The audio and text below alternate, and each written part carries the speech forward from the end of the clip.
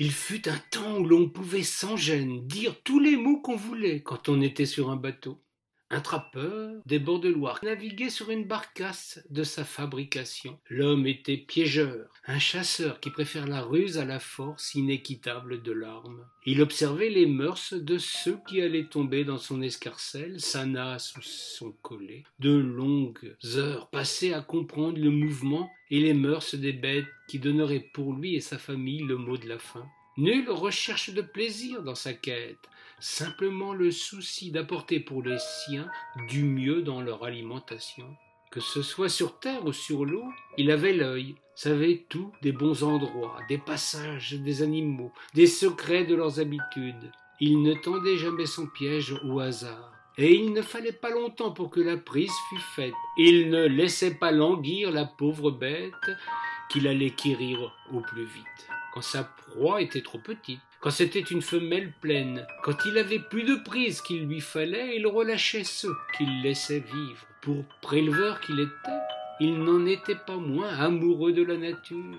Il agissait avec modération et respect, en harmonie avec les animaux qu'il respectait par-dessus tout.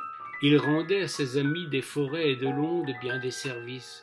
Quand l'hiver était rude, il leur apportait des graines, des graisses, il fabriquait des abris, veillait à ce qu'il n'y eût pas trop de prédateurs à l'intérieur de son secteur.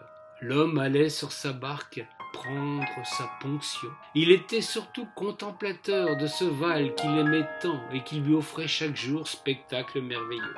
Mais un jour, le calme et la quiétude des lieux fut une fois encore menacé par la montée des eaux. La Loire grondait, elle coulait furieuse, ses eaux charriaient tout ce qu'elle emportait sur son passage et le niveau montait sans cesse. Quand tous les gens d'alentour pensaient à se sauver, à porter leurs sabots sur un coin de terre plus haut que les bords du fleuve, lui avait une toute autre préoccupation. Il prenait soin de ses amis les hôtes des bords de la rivière. Il les appelait pour qu'ils montent dans sa barque et il les portait plus loin sur une hauteur à proximité. Sa barque eût été chaland qu'il en aurait fait une arche pour protéger, le temps de cette grande colère, tous les animaux du coin. Il ne s'appelait pas Noé, on ne refait pas l'histoire. Une crue, pour terrible qu'elle soit, n'est pas non plus le déluge. Cependant, il fallait agir, ou laisser périr les petits mammifères. Il ne mesurait ni sa peine, ni les risques qu'il courait. Pour préleveur qu'il était quand la nécessité s'en faisait sentir, il se savait redevable envers tous les animaux. Son manège, pourtant, n'amusait guère les gens sérieux, ceux qui, pour le bien de leur prochain, se portent à leur secours. Ces gens ne comprenaient pas pourquoi notre homme se préoccupait des bêtes et non point des humains. Il avait beau leur dire que jamais il ne tournerait le dos à un individu en détresse, mais qu'il n'en voyait pas là où il naviguait. La marginalité comme la différence constitue de tout temps une charge lourde qui vous place au banc de la société. Il n'avait cure de ces jalousies stupides, de ces regards de travers qui ne l'indisposaient guère. Cette fois-ci, pourtant, l'affaire tourna au vinaigre. Alors qu'il croisa le grand Fruttrot qui allait secourir des habitants isolés, il reçut jurons et insultes de la part des membres de la société de secours.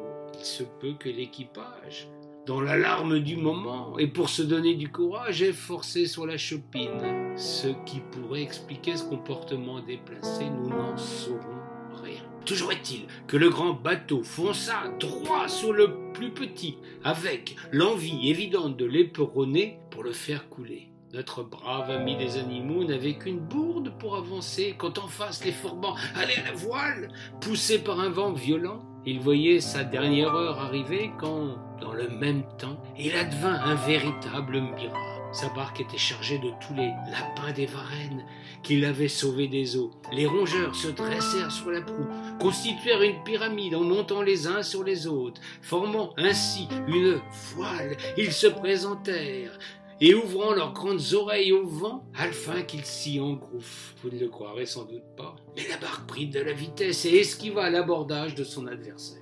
Quand le Fruttrot passa juste à côté de lui, les lapins, comme un seul homme, sautèrent sur le pont de l'agresseur et se mirent immédiatement en action. Ils rongèrent de leurs dents dures et vengeresses tous les gréements qui passaient à portée d'incisive. Bientôt le mât s'effondra dans un fracas qui permit à ces malheureux mariniers de retrouver leurs esprits. Piteux et confus, ils venaient de comprendre que la loi en crue leur avait chamboulé la raison tout autant que les crus bu par des raisons. Ils s'excusèrent immédiatement, demandant de ne jamais répéter ce qui venait de se passer. Le trappeur était le meilleur des hommes, il tint sa langue comme il l'avait promis. Nos lascars, quant à eux, durent trouver une explication sur ce qui avait bien pu se passer pour obtenir un tel désordre sur le pont. C'est là qu'ils inventèrent la fable des lapins qu'ils avaient eux-mêmes secourus et qui, par jeu sans doute, avaient rongé tout ce qu'il y avait sur le bateau. Depuis, les rongeurs sont porteurs d'une malédiction marine.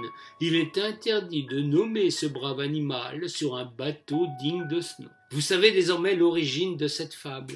Elle est parfaitement injuste pour les petits rongeurs, mais il fallait sauver la réputation des mariniers, égarés par un bref instant de breuverie. Ils ne voulurent pas se faire tirer les oreilles, ils trouvèrent des coupables fort commodes. Il faut reconnaître qu'ils n'avaient pas vraiment menti et que dire ce qui s'était passé eût provoqué grande perplexité parmi leurs auditeurs. Maintenant que vous aussi, vous savez le fin mot de l'histoire, vous admettrez qu'il est bon parfois de poser un lapin à la vérité.